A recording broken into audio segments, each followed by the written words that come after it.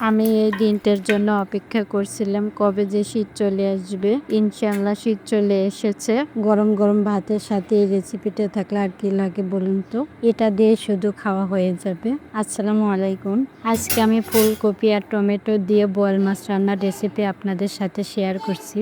আশা করছি আজকের রেসিপিটা আপনাদের কাছে অনেক ভালো লাগবে। চলুন বন্ধুরা, কথা না বাড়িয়ে মূল রেসিপিতে চলে যাই। রেসিপিটা করার জন্য এখানে কি নিয়েছি তা আপনাদেরকে দেখিয়ে দিচ্ছি। এখানে আমি বড় সাইজের একটা বোয়াল মাছ নিয়েছি, আর নিয়েছি ফুলকপি, আর নিয়েছি টমেটো, আর সাথে নিয়েছি ধনেপাতা। এবার সবকিছু কেটে নেওয়ার পর ধুয়ে নেব, তারপরে আপনাদের মাঝে চলে আসব। এই তো দেখতেই পাচ্ছেন সবকিছু রেডি করে নিয়ে এসেছি। প্রথমে মাছগুলো ভেজে নেব। এর জন্য একটা বাটির মধ্যে নিয়ে নেব মাছগুলোকে। এবার মাছের মধ্যে দিয়ে দেব স্বাদ মতো লবণ, এরপরে দিয়ে দিলাম হলুদের গুঁড়ো, এরপরে দিয়ে দিলাম শুকনো মরিচের গুঁড়ো, আর দিয়ে দিলাম রান্নার তেল 1 চামচের মতো।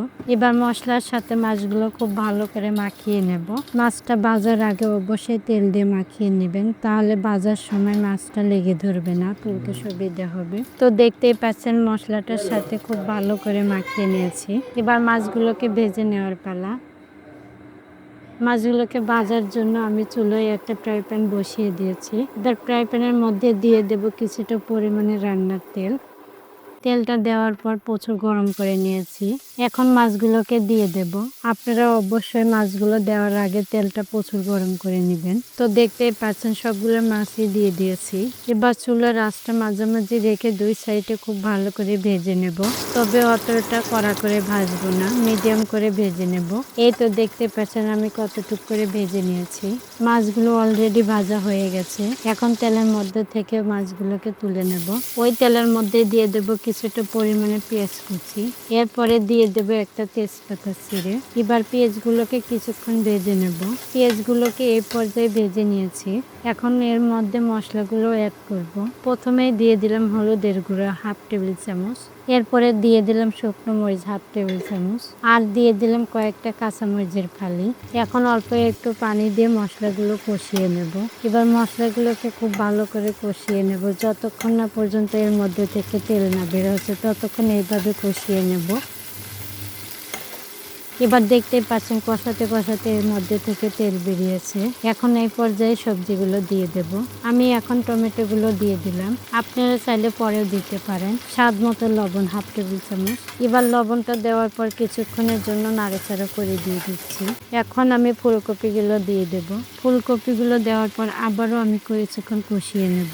এভাবে করে সবজিগুলো কষিয়ে নেওয়ার পর যে কোনো মাছই রান্না করে নিতে পারবেন। এই ধরেন রুই মাছ, কাতল মাছ, তেলাপিয়া মাছ, সব মাছই রান্না করতে পারবেন। তো দেখতেই পাচ্ছেন টমেটোগুলো গলে গেছে, আর টমেটোগুলো গলে গেলে তরকারি রান্নাটা কিন্তু স্বাদ দ্বিগুণ বেড়ে যায়। দেখুন সবজিগুলো এই পর্যায়ে কষিয়ে নিয়েছি। এখন দিয়ে দেব পরিমাণ মতো পানি। পানিতে দেওয়ার পর ভেজে রাখা মাছগুলো দিয়ে দেব। ঢাকনা দিয়ে ঢেকে দিয়ে দেব 5 মিনিটের মতো। আমি কিন্তু মাঝে মধ্যে কয়েকবার এসে নাড়াচাড়া করে দিয়ে দেব। আপনাদের সাথে দেখা হচ্ছে 5 মিনিট পর।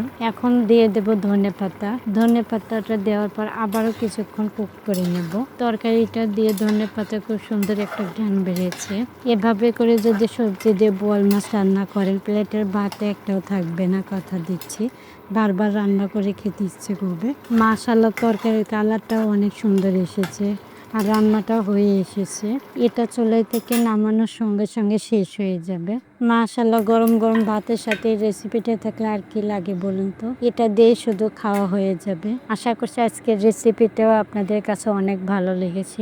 ভালো লাগলে অবশ্যই একটা লাইক দিয়ে সাবস্ক্রাইব করে পাশে থাকার অনুরোধ রইল। অলরেডি যারা সাবস্ক্রাইব করে দিয়েছেন তাদেরকে জানাই অসংখ্য ধন্যবাদ। আল্লাহ হাফেজ।